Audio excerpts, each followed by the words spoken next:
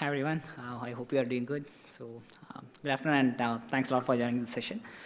I'll be covering a couple of insights related to ensuring data security on RFID systems. And My name is Sojan. I'm a cybersecurity engineer with UST. We are a leading global digital transformation solutions provider, and for the past 20 years, we have helped our clients build a future that they envision by delivering full-scale digital transformation and developing innovative solutions.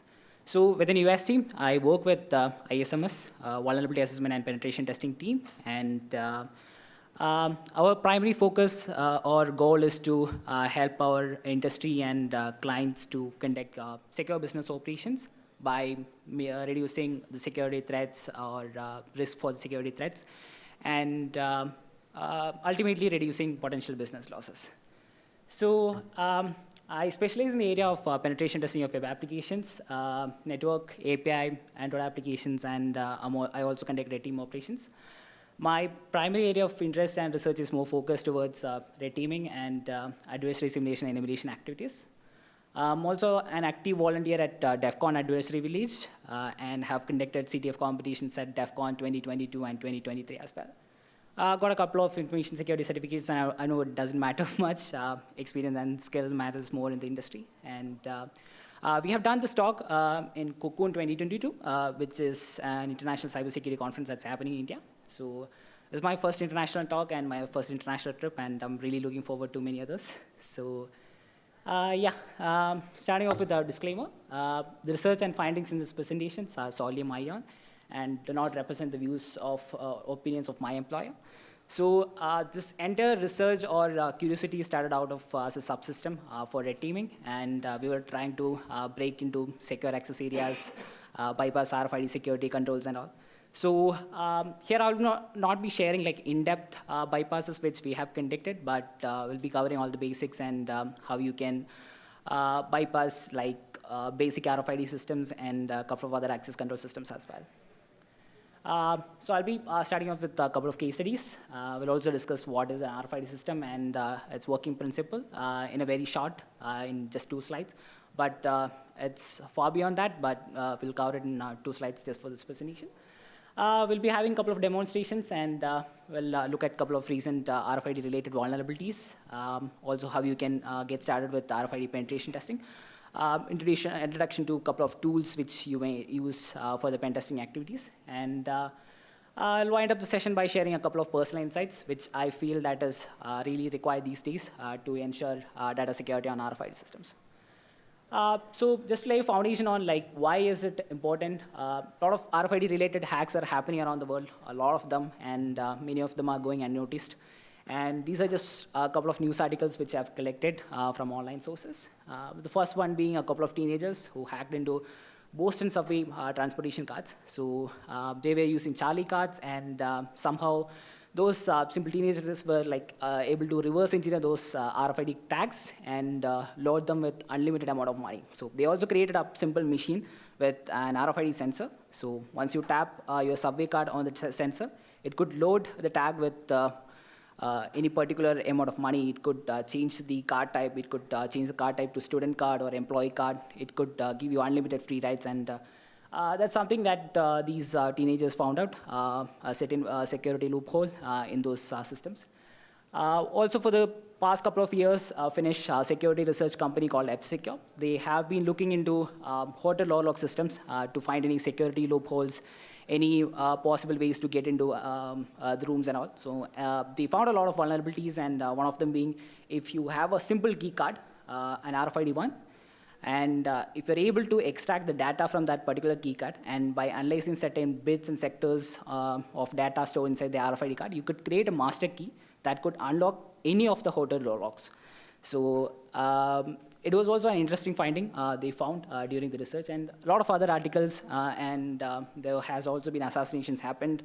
So a lot of other articles, and just wanted to like let you know how scary it can be. So you all know what is an RFID system. So it stands for radio frequency identification. Basically, you have an RFID tag and an RFID reader. So the tag has a chip inside it, and there is a copper coil around the chip, which basically acts as an antenna. And when you bring this RFID tag to the RFID reader, the RFID chip will get activated using the power from the radio waves emitted by the RFID reader, and the data will be transmitted from the chip to the RFID reader. And however the backend system is supposed to be programmed, like whether it is to give access to a secure area, it will function accordingly. So if the data is valid or the unique identification numbers of the tags are valid, like it will get you to a secure area or it will deny the access. So different types of RFID tags are available on the market. Simple paper tags, inlay tags, ear tags, tags which are in the form of keychains. Most common ones are on the form of credit cards and all. So a lot of different RFID tags are available on the market, and depending upon the customer requirements, there are a lot of other manufacturers in the market who can manufacture different types of RFID systems.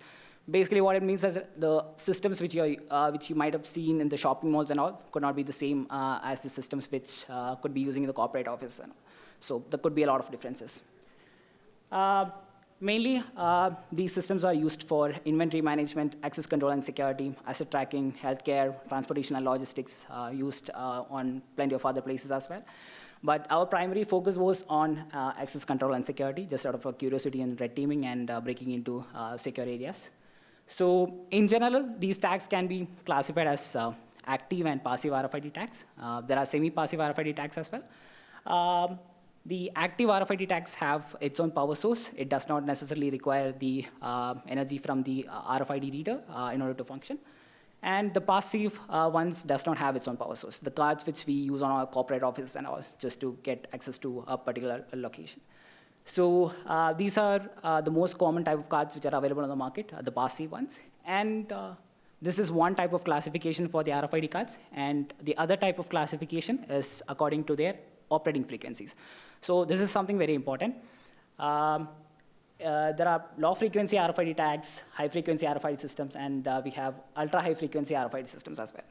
So low-frequency RFID tags operate at a range between 30 kilohertz to 300 kilohertz, and basically used for access control systems, animal tracking, some vehicle immobilization systems, and all. So in case of low-frequency RFID tag, the tags needs to be very close to the RFID reader in order to function properly. And when it comes to the high-frequency RFID tag, even if the tag is around like 1 meter away from the RFID reader, it could still get the data from the RFID tag. And the high-frequency RFID tags operate at around like 13.56 megahertz. That's kind of the standard frequency, but depending on the country in use, the frequency of operations could also change. And the high-frequency RFID tags are mainly used in contactless payments, smart cards, access control systems, library book tracking, and other payment systems. A couple of people have this confusion where, like, what is the exact difference between an RFID system and an NFC? NFC stands for near-field communication. So NFC tags are used for contactless payments and many other applications as well. So in terms of NFCs, like NFCs operate at a high frequency range. NFC, you can basically consider it as a subset of RFID systems, and it operates at high frequency. And there are a lot of robust security, encryption mechanisms, and authentication protocols supported by NFC. And there is a bidirectional communication flow, which is also very important for enabling contactless payments. So this is the theory part of it, just how those systems work and like what are the classifications. And basically, you need compatible readers to read the tags. You cannot read a high-frequency tag with the low-frequency RFID reader. So you need a compatible RFID tags and tools required for the same. So that was the theory part. Just getting into the demo. We'll look at like how the data is stored inside an RFID tag, how the raw data inside an RFID tag looks like, and we'll also look at how you can duplicate an RFID tag. We'll also look at how duplication is possible using devices such as flippers and also. Has anyone here attempted any kind of duplication activities on RFID tags ever? Okay, great. So it's going to be pretty simple. What we'll be using is a very simple setup, just to start off and understand like how the data is stored inside an RFID tag. So this is an RC522 RFID reader, which can be easily interfaced with Arduino Uno boards, and you can run a lot of programs within it. And within Arduino IDE, like there are default libraries for this particular RFID reader. The library name is MFRC522.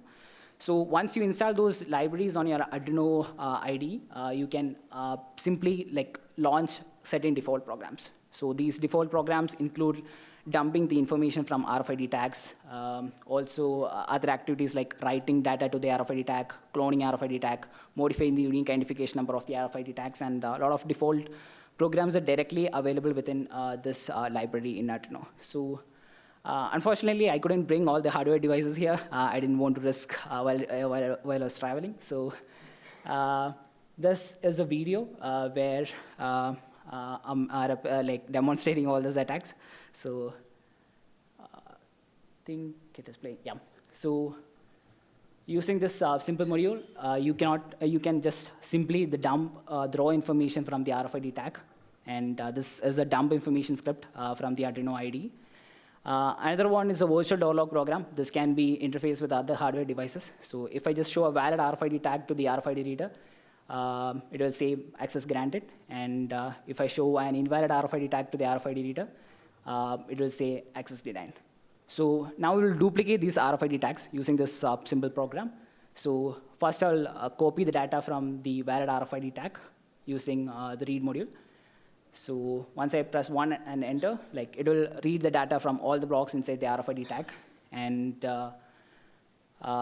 right now it is reading the data from the valid RFID tag.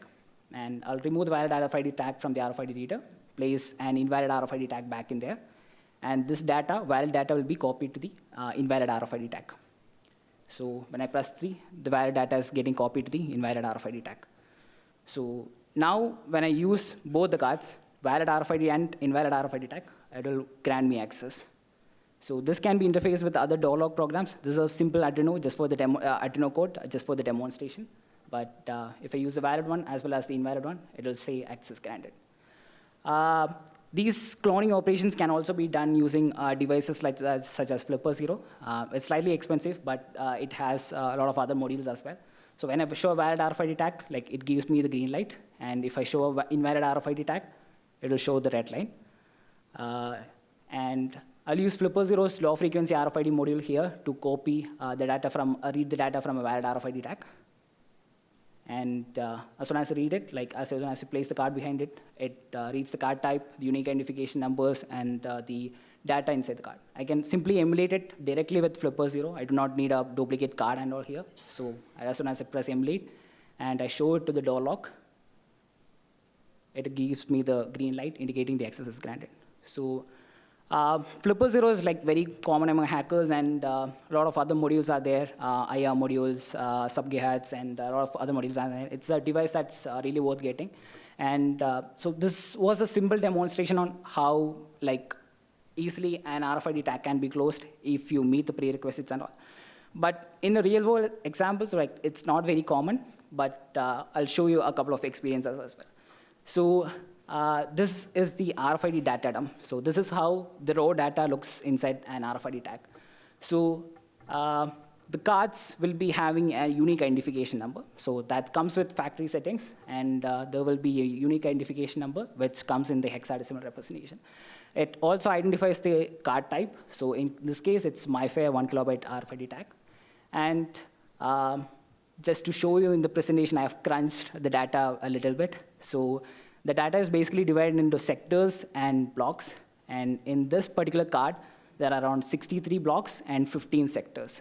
So the data can be saved inside blocks or sectors, wherever you want. And if you look at block number 0, there's a hexadecimal representation there. That is the unique identification number of the RFID tag, which you cannot just simply go and modify. So the block 0 in this particular RFID tag is read-only, because it stores the unique identification number, and you cannot just go and modify the unique identification of the tag. So if you look at sectors 15 and sector 2, the data looks very alike. And it's basically it's empty data. There is actually no data inside sector 15 and sector 2. And if you look at sector 1, there's a hexadecimal representation for a value saved there. So this was actually a data dump from one of the gaming cards which we were using. And this data was actually representing the barcode of the card. So we were able to write back the data to the card and change the barcode as well. So when they tap in the card, we'll get the bar, like we can play the games which is worth the value of the barcodes as well. So this is how the raw data dump looks like. And using devices such as Flipper0, we can do a lot of things. And you can easily read the data. And it supports a variety of RFID protocols as well. And this was actually from a secure location, and I couldn't I had to blur out the entire information. But we were able to emulate these cards. Like it was an HID proximity card, and we have done a lot of things with Flipper. And this is how the data will be stored inside the Flipper. So when you connect your Flipper to your laptops or phones and use QFlipper, the software that is required for Flipper to function, like you can extract out this information. And you can actually modify the unique identification number of these cards, emulate cards using Flipper, emulate other datas. Flipper also has the capability to brute force the unique identification number of the cards. So just like how we brute force the web application password pages and all, Flipper has the capability to brute force the unique identification number of the cards. So what happens is that there are certain systems which only look at the unique identification number of the RFID tags in order to grant you access. So in that case, like you can emulate other UIDs and try to see if you can get into. There were like a lot of curious findings which we found out, and yeah.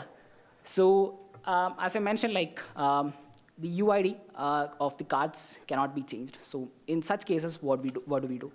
So in such cases, like we can use certain cards like Chinese magic cards. So these cards has the capability to you can just go and modify the unique identification number of the cards. So they have like manufactured these cards in such a way that you can modify the UID of these cards as well. So if you want to go for a complete emulation of RFID tags, and you cannot just grab a Flipper0 and go enter a secure building, right? So in such cases, if you want to completely duplicate RFID tag, like you can go for Chinese magic cards. But I think like I've seen a couple of videos, but I'm really not sure. There are a couple of expensive RFID reader systems which can also detect signatures from these Chinese magic cards and could trigger an alarm. So it could block you as well, and you might get caught. So be really careful like while using Chinese magic cards. So that case is also there. All the cards which I have shown at the moment, not all of them, at least on the cards which I've showed during the video, came actually with factory defaults, which means that encryptions can be applied on these RFID tag. So only valid readers with a particular decryption key can decode the data from the RFID tag. So encryption can be applied at RFID tag sector levels. So each sectors can be encrypted, and wherever you want to read the data from, so that sectors you can basically encrypt, and only valid readers can read the data from those sectors. So most of the tags, like around 70 to 80% of the tags, like access control systems which we tested, all these tags like did not had encryption in place. And that is also what the recent CVs also show. Couple of IoT-related smart door lock systems, smart home security systems, wireless alarm systems where these RFID tags used. All these tags were being used without any encryptions in place. And almost all the people, like around a good number of people, are still using these systems without any encryption in place. And this is a trend which we have observed while we were conducting our research. And I'm not the author of these CVs. I just fetched out these CVs from cv.mitre.org. And a lot of systems these days are still using RFID tags without any encryptions or without any data protection. So if you're looking to go a little beyond towards the encryptions and that side, like where you can crack the decryption keys or attack the authentication protocols, change authentication responses, and communicate other data to the RFID systems, you can definitely go for a tool called as like Proxmark. So they also have a latest tool called as iCopyX, but Proxmark is still one of the best devices that is being used for RFID penetration testing. So it supports low frequency and high frequency cards, so you do not need two readers. It supports functions like read, emulate, fuzz, brute force majority of the RFID protocols. It can sniff the data being transmitted from the RFID tag to the RFID reader. A lot of great capabilities. If you want to go for a real-world penetration testing of RFID tags or RFID systems, this is kind of recommended by most of the security professionals. It's an open, like it was developed as an open source hardware, and later, like a lot of community contributors came in and they have like modified the code and made it a lot better. So just winding up with a couple of personal thoughts, which I feel that is really need to be applied on the RFID access control systems, which are still being used in offices, corporate premises, hot door lock systems and all. First and foremost being use encryption, implement access control, use access control systems to manage who can read or write data with the RFID tags. Enable write protection, set RFID tags to be read-only, or enable write protections for specific data blocks from on which you are actually writing or reading the data from. Use cryptographic protocols, go for much secure authentication protocols, and a lot of, I think in the latest MyFair DSFire EV3 has AES 128-bit cryptographic protocol supported. So like all those cards are a little more secure, and I don't think like anyone has cracked it till now. So go for such cards when you're implementing secure access control systems. Regularly update and rotate your encryption keys, just like how we change our AD credentials. It is also required to change the encryption keys for these tags as well. Conduct regular security audits, penetration testing exercise on your hardware devices as well, just like how you conduct penetration testing on your web applications as well. So it could reveal a lot of recent CVEs or any other particular, like any other flaws in your encryption mechanisms and those areas as well.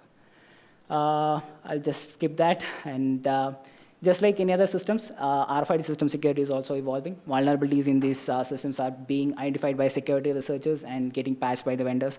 So if you take MyFrame cards, around like 10 years or 15 years back, MyFrame was using MyFrame Classic cards, which is not at all secure these days.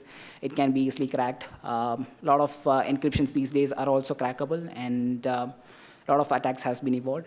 So yeah, be updated about these patches and security issues which are being deployed on your RFID systems. So yeah, that's pretty much it from my side. I'll open up for questions. Cool. Thank you very much, Davis. Can we have a warm round of applause, please? And thank you, Davis, for having CRESTCon as your first international speaking slot. So I look forward to seeing you around a whole lot more. Can we have another round of applause for his first international? With that, are there any questions from the audience? Oh, one down in there. Cool. Get those steps going, you know.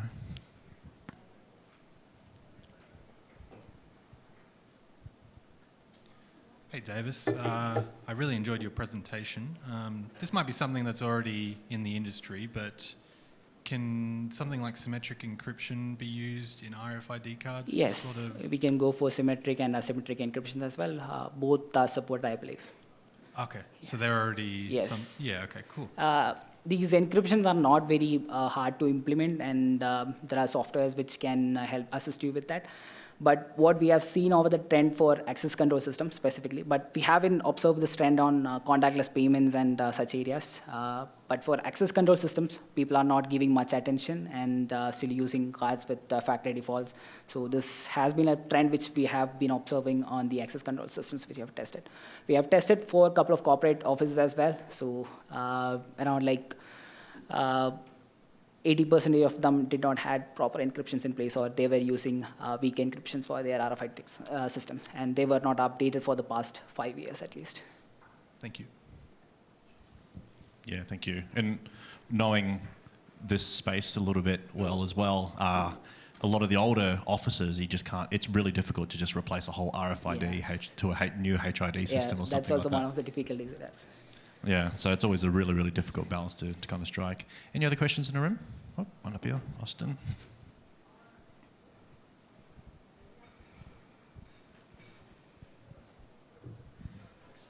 Thanks, Davis. Great presentation, and especially impressed that you made your own reader out of an Arduino board as well. So well done. I'm lazy. I use a Proxmark, and I was just curious. Have you done any sort of long-range cloning before? Long-range cloning, I never had the capability for the devices, but I've been following a couple of people, and they have been trying to break into other, like a couple of red teamers. Like they have they used to carry these backpacks with huge RFID readers, which are capable of reading low frequency and high frequencies. And those readers are built-in capabilities with at least to capture encryptions around like 5 years old on these systems. But like using those readers, even if the person is around like a couple of meters away, they could still do that. But I haven't tried it personally yet, so I don't know much capabilities on that. So yeah, thanks a lot. Thank you for that question. There's another one just over here. So just a question, as you said that some of the RFIDs are clear text and you can replicate it, you can read and then put it. So I've got one card here. I'm not sure my wife bought it for me. It's called Jammer card. Okay. So does it works? I've never tested. I don't have the device. Like, actually, I could have bought my Flipper Zero, but I was not really sure about the airport security. So, and like, I bought it from another country, and I had to go through a lot of struggles to get it. So, like, in India, to get such device, it's really hard. But I had a person coming from Europe, so he actually bought the Flipper Zero for me. But I could have done it by, I talked about Cocoon, right? So in the Cocoon conference, like we did this as a 2-hour presentations covering encryptions as well. So we did a lot of live demos there, but unfortunately I don't have the device at the moment. I'm really sorry. I think the answer is give me your credit card and I'll let you know. And credit cards and all, like using Flipper, you can read the card numbers and the expiration date, but I don't think you can read the CVS number. But the card numbers and expiration dates we have done. Card numbers and expiration dates are not encrypted.